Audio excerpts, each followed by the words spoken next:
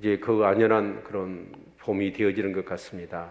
그 찬송에 보면 봄 같은 기쁨 주시네, 그 찬양이 있죠. 아멘.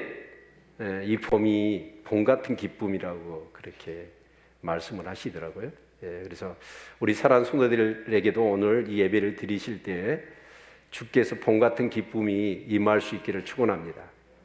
그래서 사모하십시다. 오늘 또 네게 어떤 생명의 말씀을 주실 것인가, 사모하고 설레는 마음으로 말씀을 받으시면 큰 은혜가 되어질 줄로 믿습니다. 제가 이렇게 그 판소리를 참 좋아했던 것 같아요. 구성지게, 춘향전, 심청전, 흥부놀부전. 그러면 형들이 TV에 그거 보고 있으면요, 야이! 젊은 애가 뭐 청승맞게 그걸 듣느냐라고 하는데, 저는 왠지 이제 그 구성진 내용들이 너무 이렇게 좋았습니다. 그런데 제가 그 흥부놀부전의 그 대목 중에 놀부가 그 하초장인가요? 그거 짊어지고 노래 부르는 장면 속에 어떤 게 생각나냐면, 내 것도 내 것이고 네 것도 내 것이다. 이런 표현이 생각이 나더라고요. 들어보셨죠? 여러분 어떠세요? 여러분 주위에 사람들이 네 것 내 것에 대한 구분이 없으면 그 사람 좋아요, 싫어요? 싫잖아요. 그런 사람들의 심보는 뭘까요? 내 것은 내 것이고 네 것도 내 것이야. 이런 생각들이 많잖아요. 그런데 하나님도 그러십니다. 하나님도 여러분 네 것 내 것이에요. 하나님 것과 내 것을 정확하게 구분해야 됩니다. 그런데 신앙생활은 결국은 뭐냐면 내가 누구냐라는 것보다 더 중요한 게 뭐냐면 내가 누구 것이냐. 소크라테스가 그랬잖아요. 뭐라고 그랬어요? 네 자신을 알라 그랬잖아요.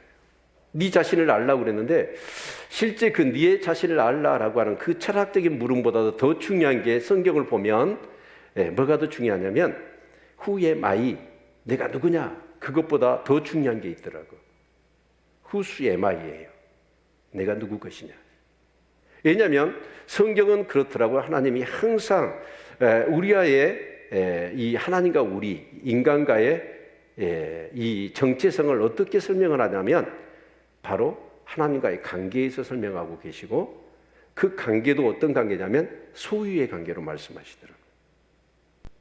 이것이 너무너무 중요한 것 같아요. 그래서 이제 마태복음을 계속 우리 이제 성도들이 이렇게 묵상하면서 참 같이 이렇게 그 묵상글을 올리신 분들을 보면 너무 귀하더라고요. 귀한데 그런 글들을 쭉 읽으면서 이렇게 제가 정리를 해볼 때, 사실은 예수님과 제자들의 관계도 그렇고 예수님과 그 당시에 종교 지도자들이었던 대제사장들, 장로, 제사장들, 서기관들, 바리새인들, 이런 모든 사람들과의 이 논쟁이 일어나더라고요.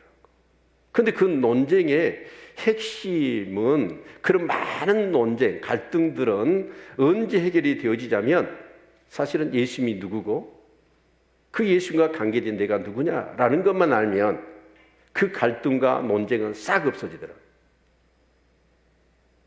그래서 우리 신앙생활에서 너무너무 중요한 게 뭐냐면 바로 내가 누구의 것이냐라는 거예요. 여러분은 누구의 것이에요? 내 인생은 내 것입니까? 아니면 하나님의 것입니까? 하나님의 것이죠. 그래서 여러분 여기 모여서 예배드리는 거 아닙니까? 그런데 우리가 하나님의 것이라고 얘기하지만 실제로 하나님의 것으로 사는 것과 아는 것은 너무나 큰 차이가 있는 것 같아요. 그래서 오늘 이제 이 말씀을 우리가 풀어볼 때 같이 쭉 이렇게 우리가 이렇게 이 말씀을 우리가 같이 묵상해 왔잖아요. 그런데 가장 이제 근본적으로 문제가 됐던 게 뭐냐면, 이제 예수님께서 예루살렘 성전에 들어가셨을 때, 그 성전이 어떤 곳입니까? 만민이 기도하는 집이잖아요. 주의 백성들이 모여서 하나님을 만나고 예배하고 하나님께 기도하고, 그러면서 정말 하나님이 나의 하나님 되심을 경험하는 치유와 삶의 회복이 일어나야 되잖아요. 자, 그런데 예수님이 성전에 딱 들어가셨더니 어쩌냐? 그렇게 하나님께 기도하고 예배드리는 것은 뒷전이에요. 온통 짐승을 팔고 돈을 받고는 그런 어떤 매점 매색의 행위들이 가득 차 있었던 거예요. 그러니까 결국은 이 제사장들과 산헤드린 공회에 상충부에 있었던 그런 기득권층들이 뭘 했냐면, 제사를 드려 하나님께 예배를 드리는 것이 중요한 게 아니라 그 6월절 절기, 3대 절기에는 20세 이상의 남자 유대인들은 다 성전에 모여야 되거든요. 그러면 보통 모일 때 몇백만씩 모이거든요. 근데 그런 사람들이 자, 제사를 드릴 때 그냥 제사를 드리면 안 되잖아요. 제물을 가지고 가야 되잖아요. 근데 제물을 가지고 갈 때 자기 집에서 원래 키운 것을 드려야 돼요. 그런데 그런 건 다 퇴짜를 놔버리는 거예요. 또 디아스포라들이 먼 외국에서 제사를 드리러 오기 때문에 제물을 가지고 올 수가 없잖아요. 그래서 이제 짐승을 팔아야 해요.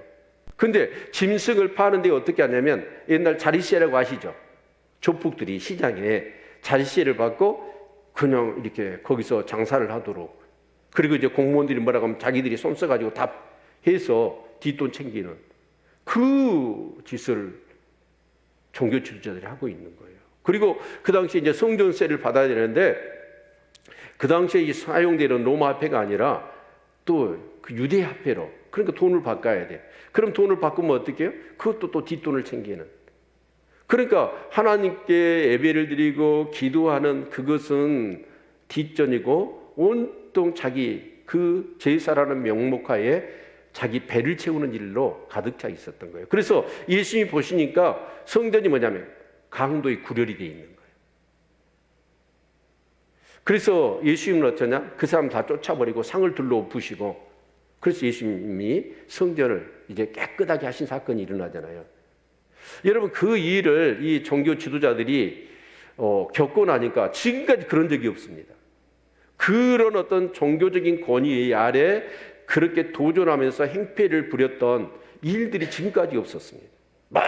모두가 다 순종했거든요. 그런데 그 젊디 젊은 예수가 갑자기 나타나가지고 그 행패를 부린 거예요. 그래서 이 사람들은 아마 집에 돌아가서 잠을 자지를 못했을 겁니다. 그래서 도저히 안 되겠다, 이제 저 예수는. 그래서 이제 어떻게 하면 저 예수를 잡아 죽일까라고 하는 의논이 그때부터 시작되어집니다. 그래서 이제 그 다음날 예수님이 가서 성전에 가서 가르치고 있을 때 아마 이제 산헤드린 공회에 이 사람들이 그랬을 것 같아요. 밤을 새워서 어떻게 하면 저 예수를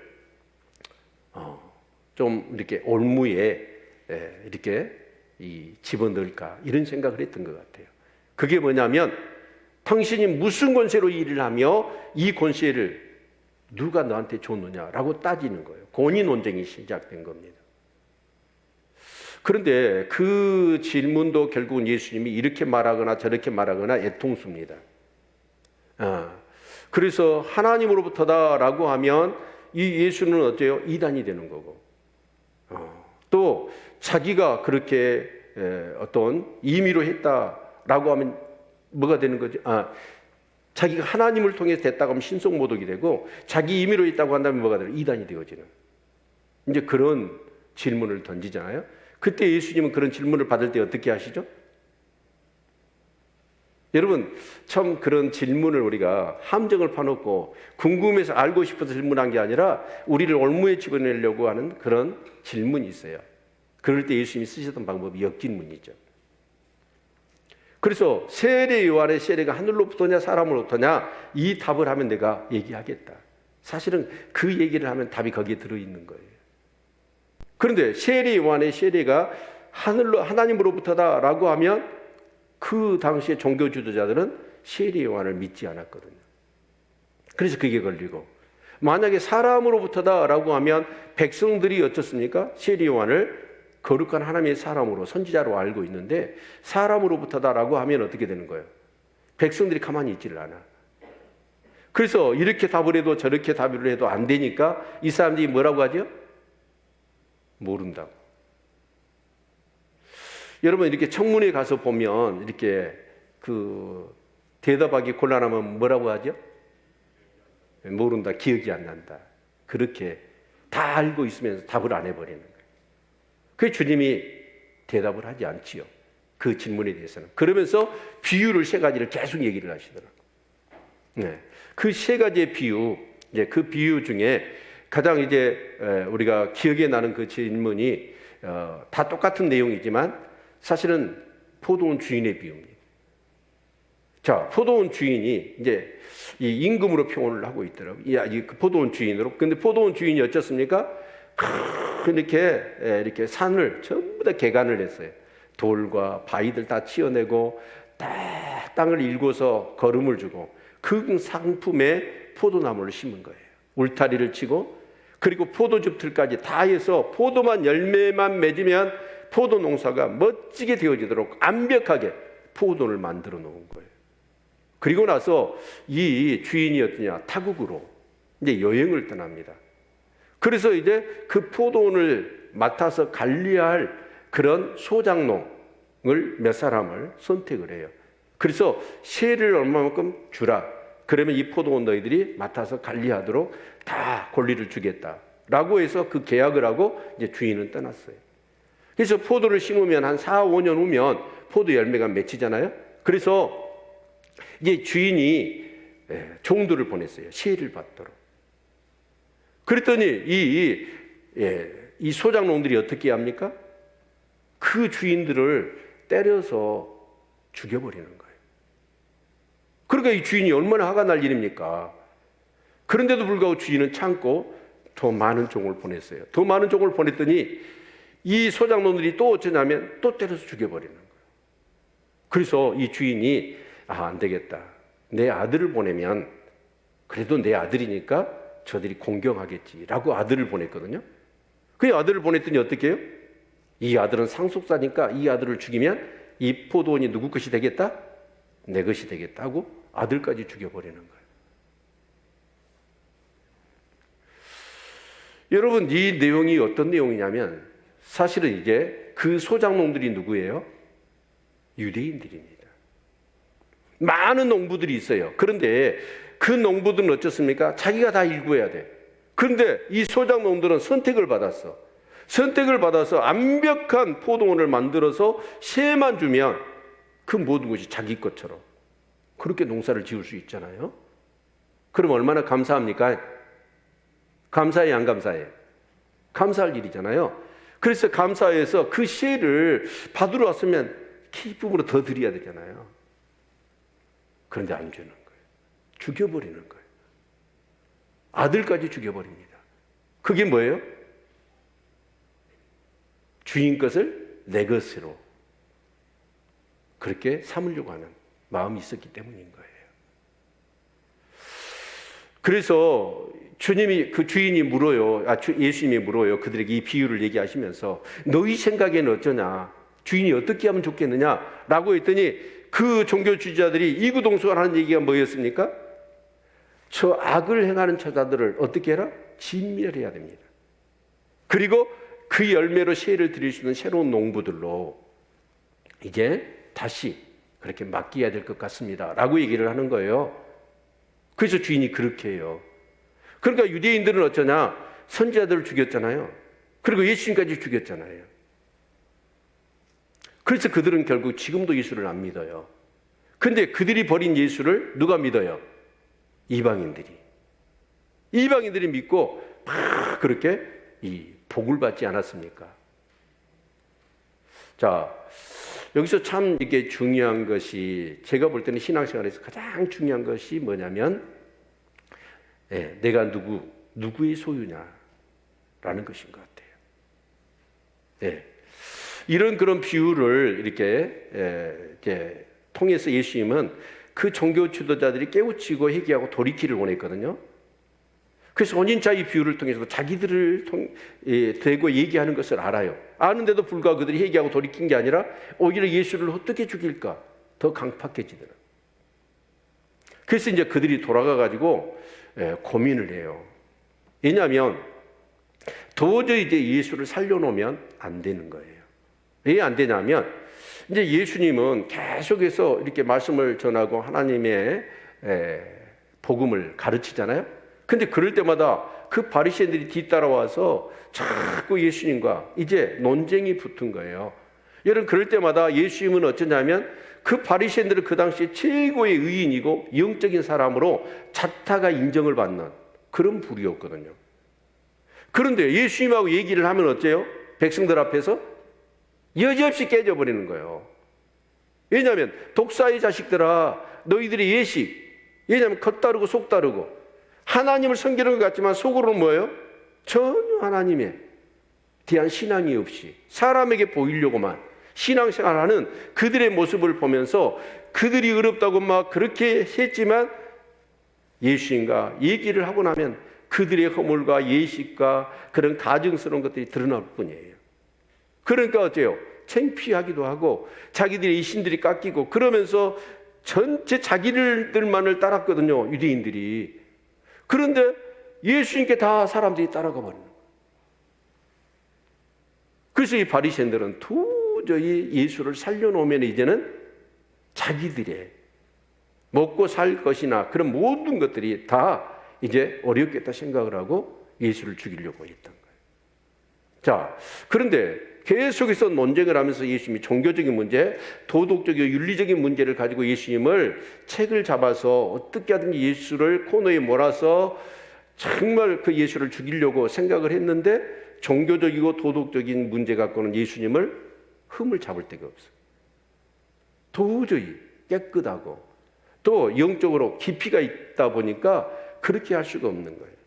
그래서 아마 이 산헤드린 공회는 이제 이 세 가지 비유를 연달아 듣고 집에 돌아가서 다 모여가지고 여기 15절 같이 한번 읽어볼까요? 15절 같이 읽습니다. 시작. 이에 바리새인들이 가서 어떻게 하여 예수로 말이 올무에 걸리게 할까 상론했어요. 서로 의논을 한 거예요. 밤에 새워서 아마 국리를 짜내고 했을 겁니다. 그래서 결국은 예수를 지금 코너로 몰아넣을 수 있는 방법은 도덕적이고 종교적인 문제는 허물이 없으니까 안 된다 생각해서 끄집어낸 게 뭐냐면 정치적인 문제였어요. 그게 바로 세금 논쟁입니다. 그런데 우리가 여기서 이제 본문에 보면 누구를 등장을 시키냐면 이 바리새인들이 헤롯 당을 등장을 시켜요. 이 헤롯 당과 같이 손을 잡은 거예요. 그런데 이 바리새인과 헤롯 당의 그 성격을 좀 우리가 알면 우리가 신앙생활을 어떻게 해야 될 것인가 하는 교훈을 얻을 수 있을 것 같아요. 자, 바리새인들은 어떤 사람들이냐면 한마디로 이제 이 유대교를 신봉하고 유대교를 어떻게 하든지 이렇게 부흥시키려고 하는 그런 사람들이었습니다. 그래서 이제 그 사람들은 상당히 보수적인 사람들이거든요. 성경을 강조하고 자, 그러다 보니까 뭐하고 부딪히냐면 그 기득권 세력, 정치 권력 세력과 자꾸 부딪히는 거예요. 그 역사적으로 보면 이 바리새인들이 그렇게 이제 보수적인 입장을 취하다 보니까 결국 로마 정부나 그 당시에 로마 정부에 의해서 집권을 하고 있었던 헤롯 당이랄지 이런 사람들, 특히 이제 옛날에 이 유대 팔레스타인 땅을 애굽 프톨레미 왕조가 다스리기도 하고 셀주크 왕조가 다스리기도 했잖아요. 그러니까 그런 잔존 세력들이 이렇게 남아서 갈등을 하는 그런 가운데서 사실은 이제 이 바리새인들이 보수적인 입장을 취하다 보니까 굉장히 그런 세력들로부터 공격을 당하고 학살을 당했습니다. 5번에 걸쳐서 학살을 당한 거예요. 이제 그러다 보니까 이 바리새인들은 누가 싫냐면 로마의 지배를 받는 것이 너무 싫어요. 그래서 이 유대가 로마의 지배를 받는 것을 굉장히 싫어하는 사람들이 바리새인들입니다. 그러니까 한마디로 우리나라로 얘기하면 옛날 일제시대에 누구와 같아요? 독립운동가들하고 같다라고 보시면 됩니다. 그런데 반대로 헤롯 당은 어떤 사람이냐면 이걸 알아야 본문이 이해가 되니까 설명을 드리는 거예요. 아멘? 네. 이 헤롯 당은 어떤 사람이냐면 로마의 지배를 인정을 해줘. 그러면 로마에서는 어떻게 하느냐? 그 유대 땅의 권력을 그들에게 줘버리는 거예요. 네. 그러니까 로마라고 하는 지배를 옹호하는 사람들이 헤롯 당이거든요. 그러니까 이 사람들은 뭐예요? 친일파입니다. 여러분, 그런데 이 친일파하고 독립운동가하고 같이 연합할 수 있나요, 없나요? 앙숙이에요. 원수지간이에요, 이게. 그런데 이 헤롯 땅하고 바리새파하고 같이 야합이 되어질 수 있었던 건 뭐냐면 예수는 공동의 적이었어요. 예수를 살려놓으면 바리새인들도 이제 백성들이 다 예수 편이 돼가지고 자기들의 말이 먹히지 않고 자신들의 권위, 자신들이 정말 뒷돈을 챙겨야 되는데 그런 것들이 싹 없어요. 그런데 헤롯 땅도 어쩌냐? 이 헤롯 땅도 예수님을 따랐던 사람들이 어떤 사람들이죠? 뭘 원해요 지금? 예수님을 따른 사람들이. 예수님이 저 능력 가지고 로마를 쳐부수고 이스라엘을 어떻게 하실 분으로? 해방하실 분으로 알고 있는 거예요. 그런데 헤롯 땅은 어째요? 친로마 성향이고 그것을 근거로 해서 세력을 얻은 사람들. 그러니까 이게 헤롯 땅들하고 예수님을 따른 사람들하고 어째요? 네, 여러분 상극입니다. 이제 그래서 이 헤롯 땅도 바리새인들하고 예수는 살려둘 수 없다라고 해서 의견이 맞은 거예요. 네, 그래서 도저히 앙숙끼리 같이 연합할 수 없는 사람들이 이제 연합을 한 겁니다. 이유는 뭐예요? 목적은 예수를 잡아 죽여야 되겠다라고 하는. 근데 웬만한 문제 가지고 걸어가지고는 어째요? 예수님을 죽일 수가 없어요. 그래서 이제 이 세금 문제를 가지고 예수님을 이제 잡아서 죽이려고 하는 그런 어떤 아이디어를 이렇게 만든 겁니다. 그래서 여기 보면 16절 같이 한번 읽어볼까요? 자기 제자들을 헤롯 당원들과 함께 예수께 보내어 말하되 선생님이 우리가 아노니 당신은 참되시고 참으로서 하나님의 도를 가르치시며 아무라도 꺼리는 일이 없으시니 이는 사람을 예모로 보지 아니하심이니라. 이야, 여기 이 야합을 해가지고 예수님께 하시는 얘기를 들어보십시오. 얼마나 멋있는 말이에요. 성경에 보면 바리새인들이 예수님 앞에 이렇게 좋은 말을 한 적이 없습니다. 네. 그런데 이 말은 뭐예요? 그 뒤에 예수님이 이렇게 말씀하시죠. 예, 이 18절 같이 한번 읽어볼까요? 18절 시작. 예수께서 저희의 악함을 아시고 가라사대 이 시간은 자들아 어찌하여 나를 시험하느냐. 저희의 악한 의도를 아셨어. 그러니까 겉으로는 번지르게 예수님을 칭찬하고 막 높여주는 것 같아요. 그런데 속으로는 지금 어쩐 거예요? 예수님을 잡아 죽이려고 했단 말이에요. 여러분, 사기당하지 마십시오. 사기꾼들은 어떻게 얘기합니까? 엄청나게 그 말을 들으면 잘 될 것 같고 돈을 많이 벌 것 같아. 그렇죠? 그런데 의도는 뭐예요?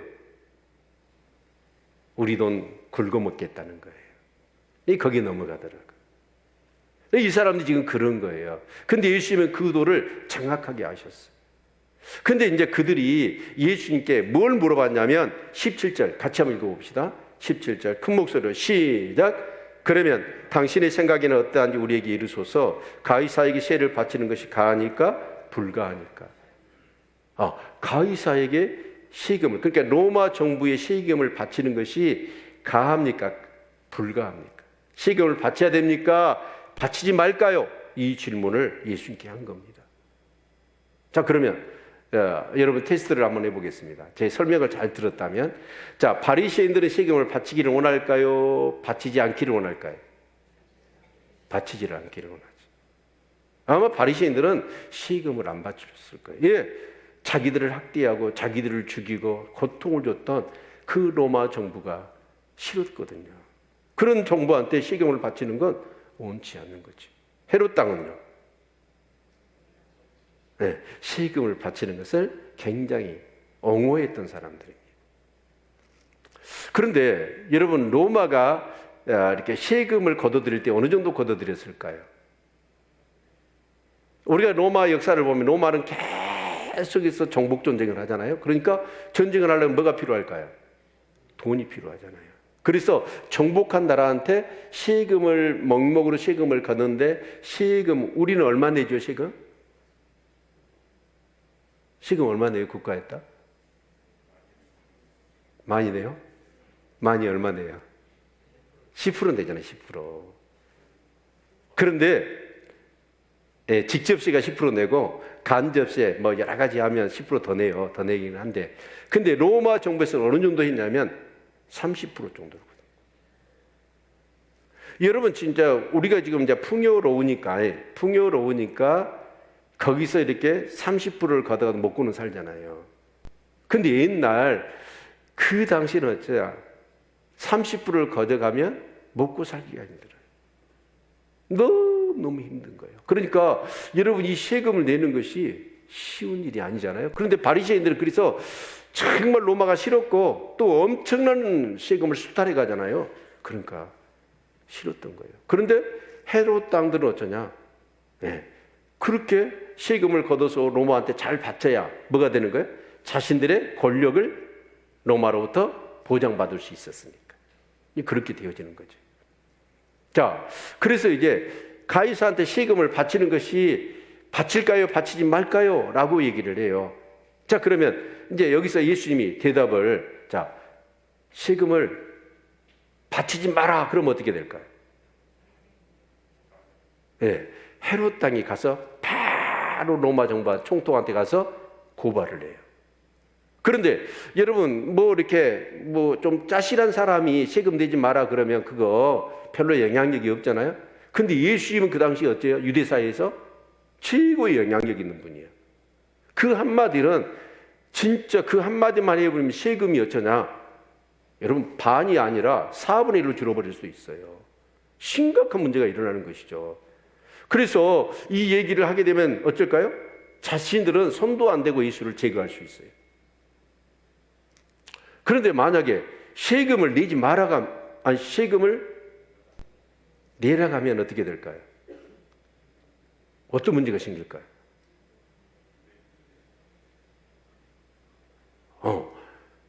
예수님을 따르는 사람들이 대부분 누구라고요? 그 사람들 하나님 나라에 별로 관심이 없어. 어떻게든 예수님이 자 메시아로 와가지고 저 로마를 쳐부수고 로마로부터 어떻게 하라?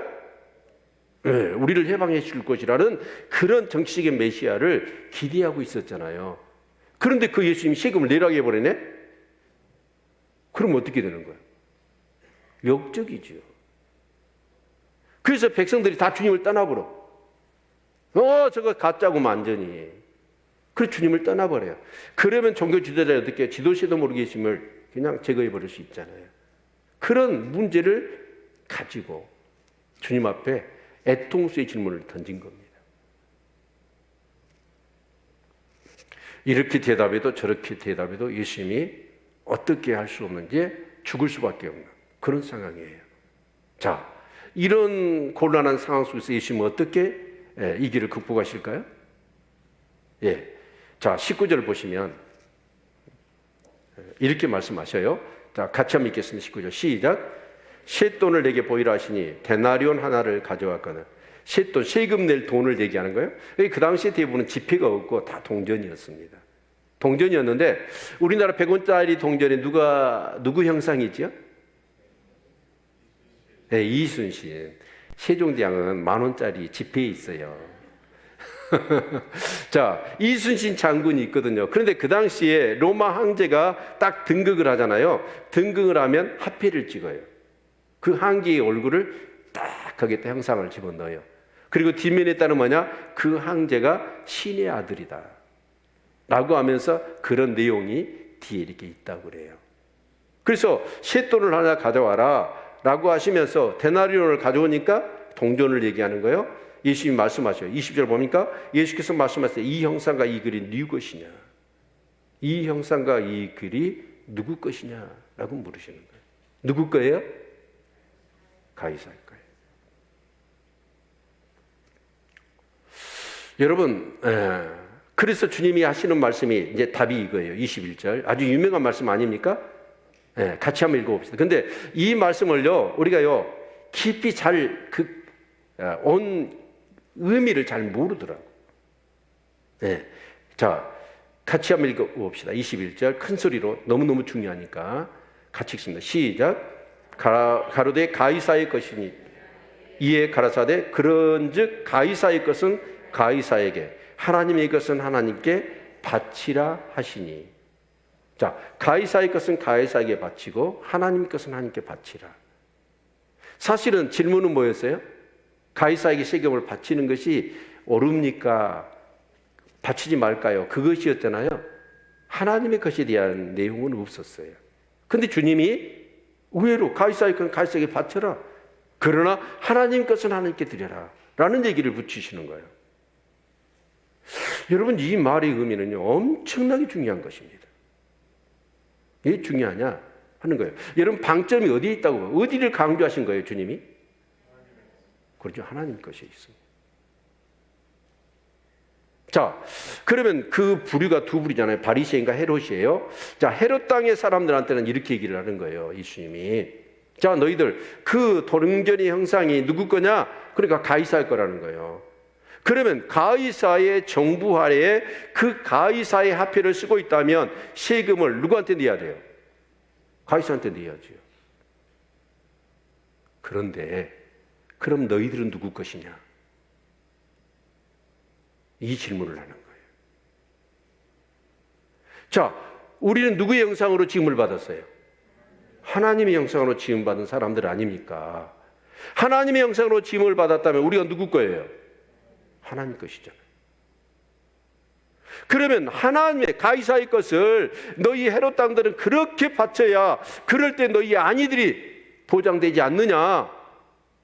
그러면 너희들이 하나님의 형상으로 지음받은 하나님의 것이라고 한다면 그렇게 가이사의 것을 드리기를, 그렇게 목숨을 바쳐서 드리기를 원했듯이 하나님의 것이라면 너희 자신을 하나님께 드리는 일에 목숨을 바쳐야 되지 않느냐, 그 얘기예요.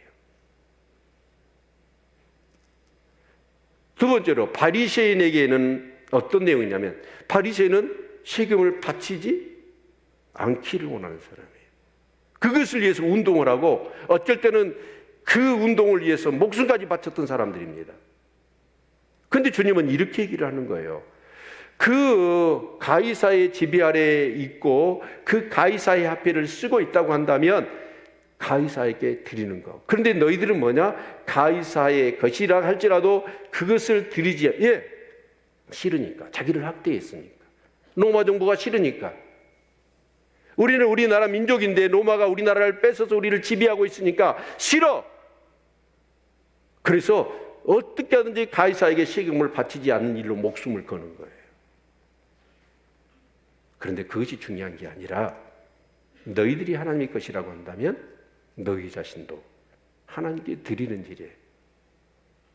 근데 이 바리새인들이 여러분 정말 하나님께 뭔가를 드려요. 11조에 23장 23절 한번 읽어볼까요? 23장 23절 읽어봅시다. 같이 읽어보죠. 시작.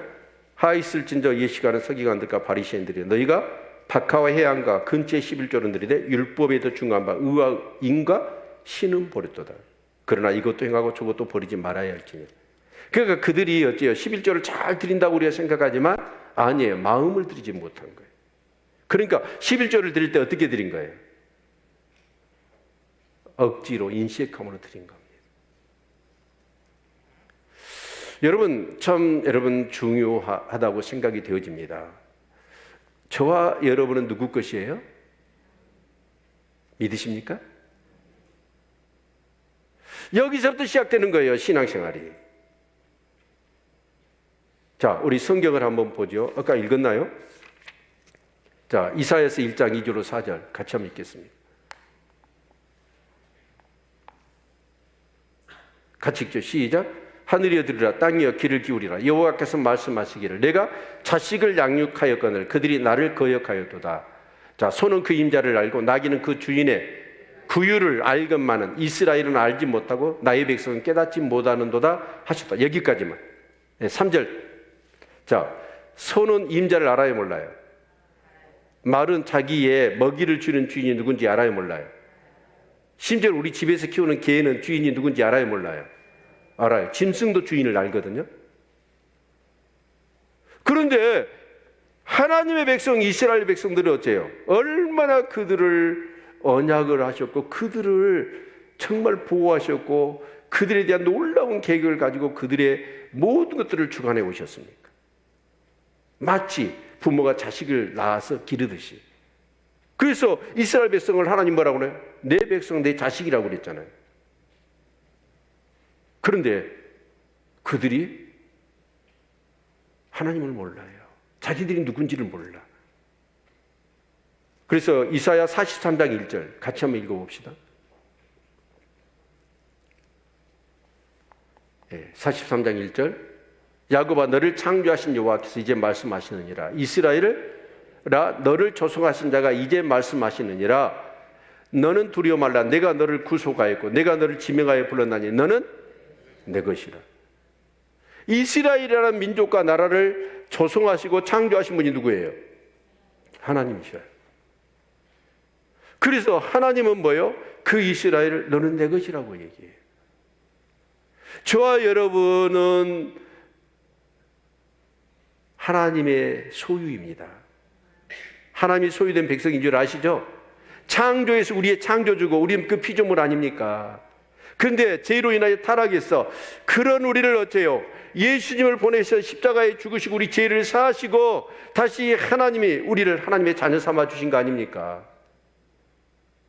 믿으시나요? 그래서 우리는 하나님이 소유된 백성이에요. 그렇죠? 여러분, 우리는 그렇습니다. 자, 우리의 정체성이라는 게 아까도 말씀드렸지만 내가 누구냐보다 더 중요한 게 뭐라고요? 내가 누구의 것이냐 라는 것이 더 중요하다고 그랬잖아요. 여러분, 성경은 내가 누구냐를 얘기하는 게 아니라 내가 누구 것이냐를 중요하게 여기고 있어요. 그래서 우리의 정체성, 자, 우리의 정체성은 이 땅에서 사니까 이 땅의 세상의 요구, 그러니까 대한민국이라고 하면 대한민국의 한 국민이 되어 있는 거 아니에요? 그래서 우리는 대한민국 정부 그런 어떤 지침과 헌법에 정한 그것을 따라서 우리는 살아야 되잖아요. 그래요, 안 그래요? 그래서 우리가 세금을 내야 돼요, 안 내야 돼요? 세금을 안 내면 어떻게 돼요? 여러분, 세금을 안 내면 차압이 들어와. 그리고 그 세금을 내 재산으로 안 되면 어떻게 되는 거예요? 내가 감옥에 들어가 내 몸으로 때워야 돼. 그래요, 안 그래요? 여러분, 그래요. 그래서 가이사의 것은 가이사에게 여러분 드리라는 거예요. 우리 예수 믿는 사람이 세금 떼먹으면 안 되는 거예요. 그렇죠? 그러나 그 세상의 요구 조건을 다 했다고 해서 우리가 의무를 다한 게 아니라 여러분, 이 나라의 국민으로서의 당연히 이임된 권위, 이 정부의 어떤 그런 권위 아래 우리가 순종해야 돼요. 그러나 그것보다 더 근본적이고 높은 권위가 우리에게 있다는 사실을 믿으십니까? 그게 뭐냐면 하나님이 있잖아요. 하나님이에요. 만약에 이 사실을 우리가 믿지 못한다고 한다면 우리 믿음은요, 아무것도 아니에요. 믿음이 아니에요, 그게. 우리는 하나님의 것입니다. 그래서 우리는 어쩌냐? 정부에서 요구하면 그 세금을 우리가 내야 돼요. 그러나 그것으로 우리의 모든 의무가 다 된 게 아니고 우리는 그보다 근본적이고 더 높은 권위, 하나님이 계십니다. 그래서 하나님의 그 권위, 우리는 하나님의 소유. 그렇기 때문에 우리는 어떻게 해야 돼요? 내가 하나님의 소유, 하나님의 것이라는 것을 알아요. 그러면 우리는 이제 어떻게 살아야 돼? 내 자신을 하나님께 드려야 됩니다. 어째 아멘이 안 나오시네? 드리기 싫지요? 인정하기 싫지요? 내 인생은 내 것인데 뭐 하나님 것이라고? 만약에 여러분 이 생각이 있다면 여러분 믿는 사람이 아니에요.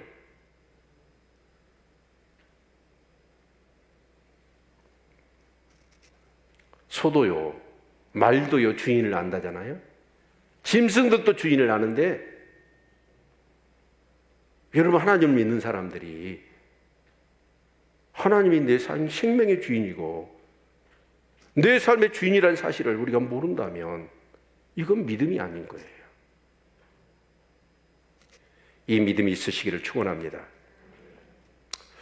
여러분, 우리가 이 갈등, 옛날에는 그랬어요. 옛날에는 참 이렇게 뭐라 할까요? 가난했어요. 그렇지만 삶은 단순했습니다. 근데 오늘은 어쩌냐? 엄청나게 삶의 형편은 좋아졌거든요. 근데 옛날에 비해서 근심, 걱정, 고민이 많아요, 적어요? 네? 많아졌어요. 예, 삶은 더 편해졌는데 고민거리야 걱정거리는 더 많아질까요? 많은 학자들이 그 얘기를 하더라고. 우리 존재론의 인식이 이루어져 버렸다라는 거예요. 그러니까 옛날 같으면 우리는 어쩌냐? 사회 통념을 따랐고 그냥 우리가 단순했습니다. 그래서 나는 어떠냐? 아버지, 어머니가 낳아서 나는 우리 가족이 된 거예요. 그리고 또한 우리는 뭐냐? 한 공동체 안에서 나의 정체성을 항상 생각했습니다. 그래서 하나님이 나를 지으셨고 지으셨으니까 내가 있는 거예요. 이런 어떤 단순한 생각을 가지고 살았는데 산업화되고 개인화되어지다 보니까 이런 어떤 통념과 어떤 권위나 그런 것들이 싹 없어졌어.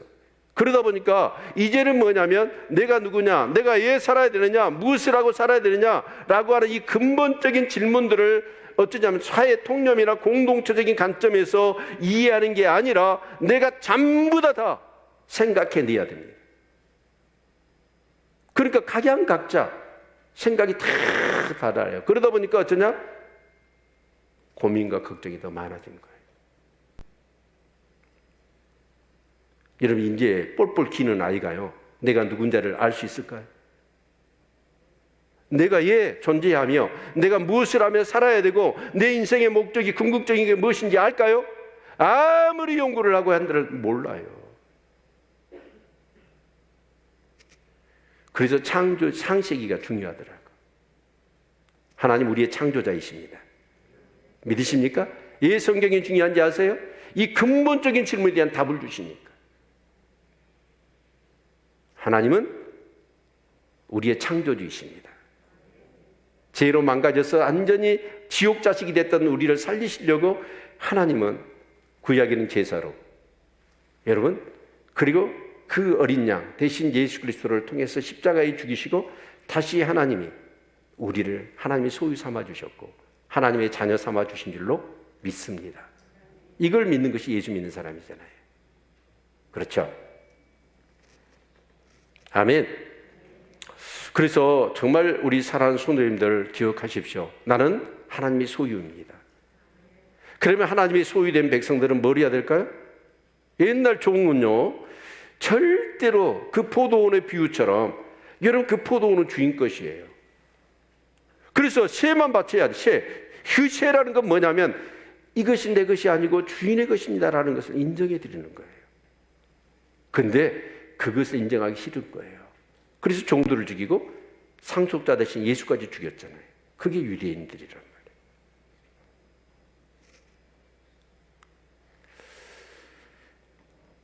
사랑하는 성도 여러분, 우리는 하나님의 것입니다.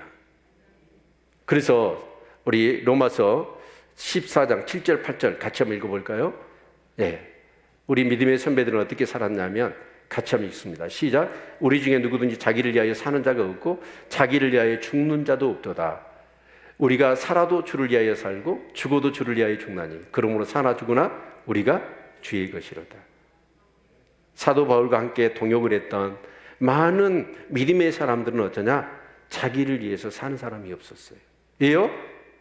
자기는 누구 것입니까? 주의 것이니까. 사는 것도 죽는 것도 이제는 그게 중요한 게 아니라 내가 주의 것이라는 것이 중요할 뿐이에요. 이 믿음이 있으시기를 축원합니다. 이 믿음이 있으시기를 축원합니다. 이 믿음이 없다면 우리 신앙은 이제 다 가짜예요. 내가 주인 된 거예요. 그러면 여러분 한번 생각해 보십시오. 내가 주의 것이거든요. 그러니까 주의 것이니까 종이에요, 우리는. 그래서 주야라고 부르지 않습니까? 자, 그러면 종은 뭐예요? 자기 시간, 자기 목적, 자기 생각이 있어요, 없어요? 없는 거예요. 다 주인의 것이에요.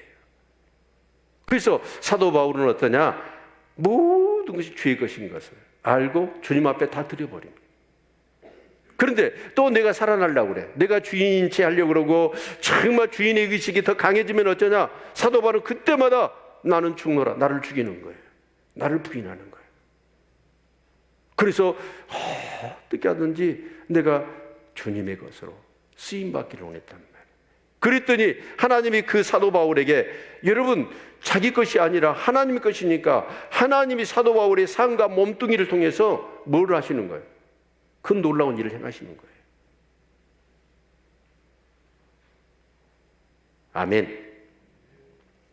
내가 주의 것이라고 생각해 보십시오. 나의 소유, 내 몸뚱아리, 나의 모든 생각, 내 모든 것. 그래서 정말 주님의 것이라고 생각하고 믿고 주님이 쓰시기에 되어지면 어떻게 될까요? 여러분, 주님이 내 삶을 주인 되어 주관해 가셔야 잘 됩니다.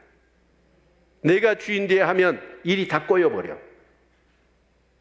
아멘입니까? 네, 우리 성경 한 구절 더 봅시다. 열왕기상 18장 36절 같이 한번 읽죠.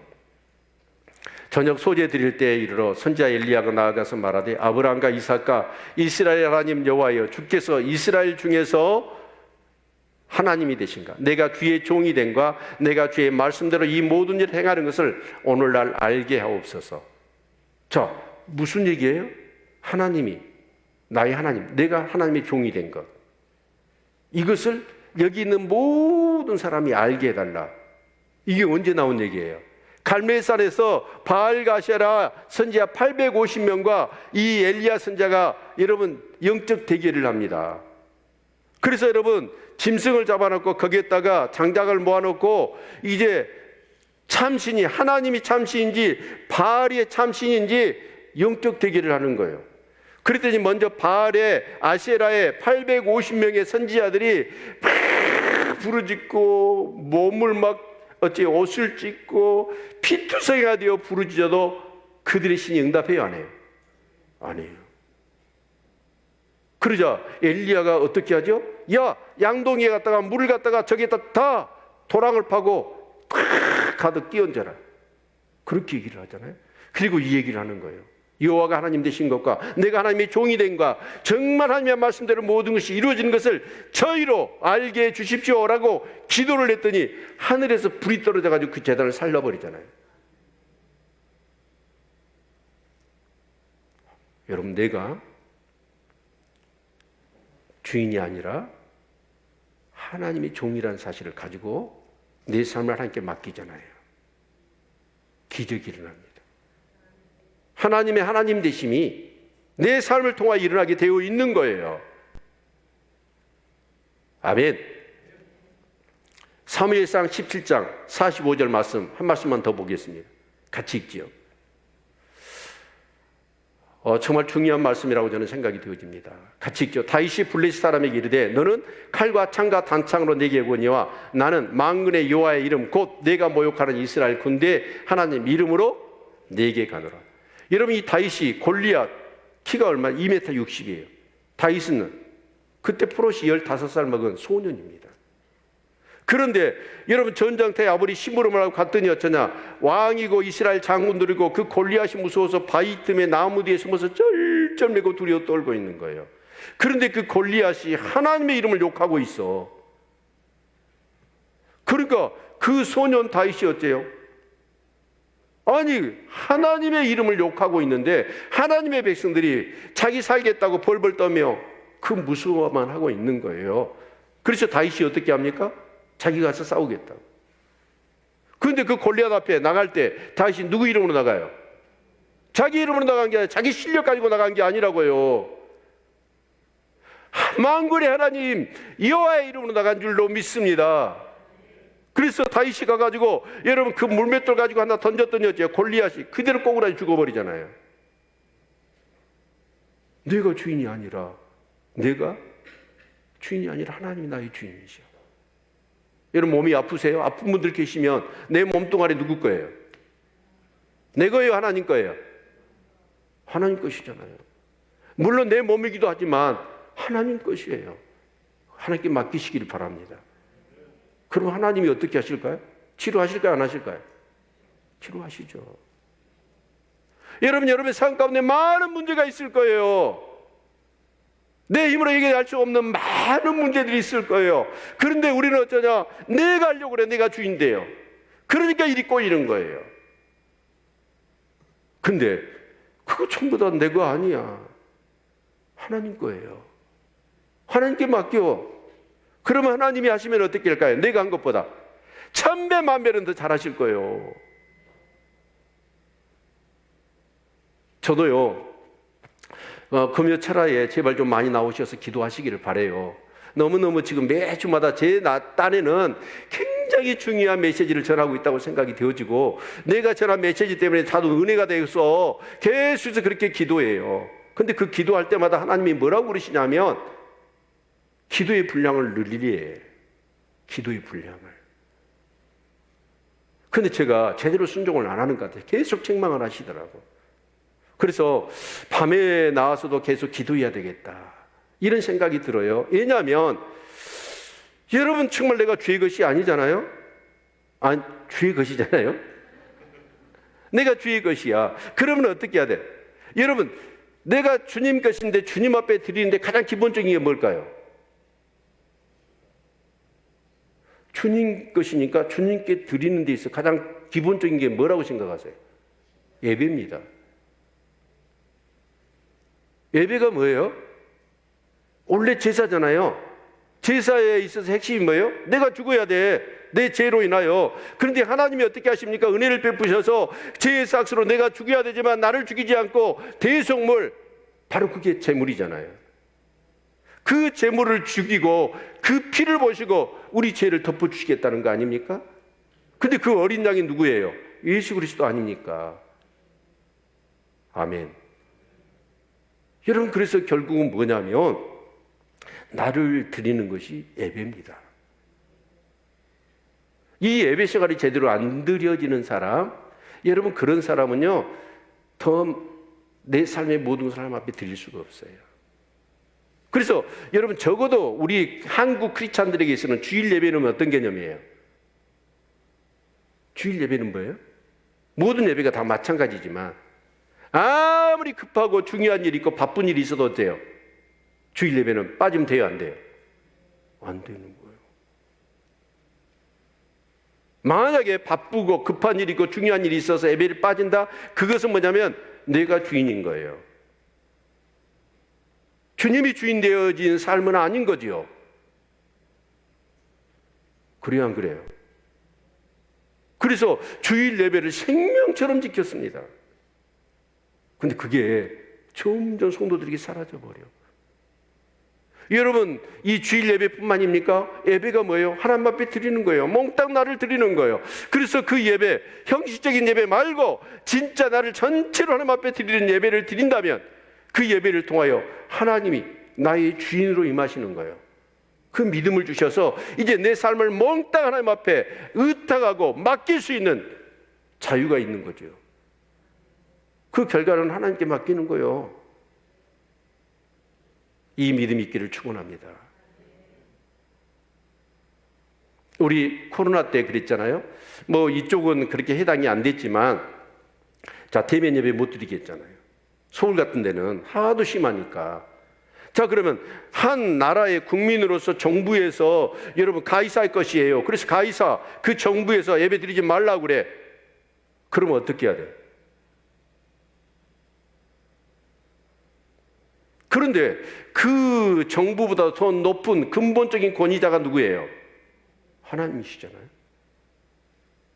그래서 정부의 방침을 따라서 방역 수칙을 잘 지켜서 우리가 순종을 하지만, 그런다고 해서 예배를 안 드리면 돼요, 안 돼요? 안 되는 거죠. 천하의 무슨 일에 따라 예배는 드려야죠.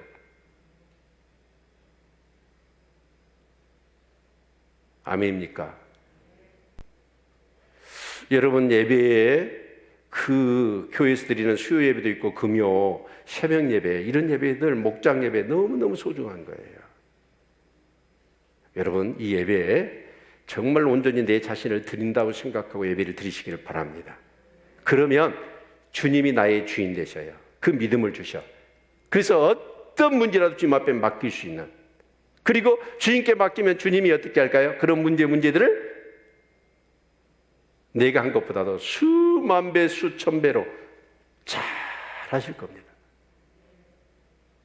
아멘. 저도 참 너무 능력이 부족하고 연약한 목사다는 생각 때문에 너무 우리 성도님들한테 죄송할 때가 많아요. 참 이렇게 아프면 그냥 기도만 해보면 그냥 암덩어리가 싹 사라져버리고, 아픈 분들이 다 고쳐져 버리고 문제가 있는 것들이 다 해결되지면 얼마나 좋아요. 그런데 그렇게 될 겁니다. 어찌 싫으세요? 아멘을 크게 하세요. 네, 저도 그것을 사모해요. 그래서 엘리야가 기도했던 여호와께서 하나님 되신과 내가 주의 종된 것과 하나님의 말씀대로 이 모든 일이 이루어진 것을 이 교인들뿐만 아니라 세상 사람들이 다 보게 해 주십시오. 이 기도를 많이 드려요. 근데 여러분도 마찬가지예요. 내가 주의 것이면 우리의 최고의 삶의 궁극적인 목표는 어디에 있냐면 어떻게 하면 그 주님께 나의 삶을 온전히 드릴까? 아름답게 기뻐하실 모습으로 내가 드릴까? 이게 되어야 돼요. 그래서 혼인잔치 비유에서 여러분 청함을 받은 사람은 다 사정이 있어서 안아버리잖아요. 그리고 종들 죽이잖아요. 거기서도. 그래서 길거리 내거리에 가서 아무나 데려오래. 그 다 데려왔더니 어째요? 예복을 입지 않는 사람이 있어. 그 예복이 뭐예요? 우리 의 갖고는 구원받지 못해요. 하나님이 입혀주신 옷을 입어야 돼. 그게 뭐예요? 성령으로 거듭난 사람. 내가 내 것이 아니고 주의 것이라는 사실을 인정하는 사람. 그런 사람만이 천국 가는 거예요. 교회는 다니지만 내 인생은 내 것이 아직도 고집하고 있고 내 인생이니까 내 마음대로 살 거야. 여러분 예배는 드리지만 말씀은 듣지만 기도는 하지만 내 인생이 내가 주인되어 내 임의대로 사는 사람은 천국하고는 전혀 상관없는 사람이에요. 신앙은 결국 소유권입니다. 내가 누구 것이냐? 내 것이냐? 하나님의 것이냐? 기도하겠습니다.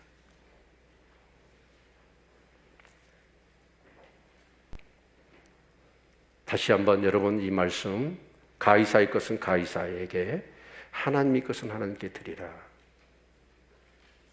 정말 내가 하나님의 것인 줄을 믿는다면 세금 안 바치면 어떻게 해요? 물리적인 제재가 들어오잖아요. 내가 주의 것인 줄 알면서도 주님께 온전히 내 삶을 드리지 못하면 제재 없을까요? 세상의 법정보다 훨씬 더 공정하고 여러분 정확한 법정이 하나님 나라 법정이에요. 전심전력해서 내 삶을 주님 앞에 드릴 수 있는 우리 성도님들 되시기를 바랍니다. 우리 기도하겠습니다. 2, 3분 가슴에 손을 얹고 하나님 내 것을 내 것이라 고집하지 않겠습니다. 이제 나는 주의 것입니다. 내 삶의 모든 것 다 주님 앞에 맡깁니다. 주님이 주인 되셔서 그 지혜로 그 전능하심으로 내 삶을 주관해 주십시오. 기도하겠습니다.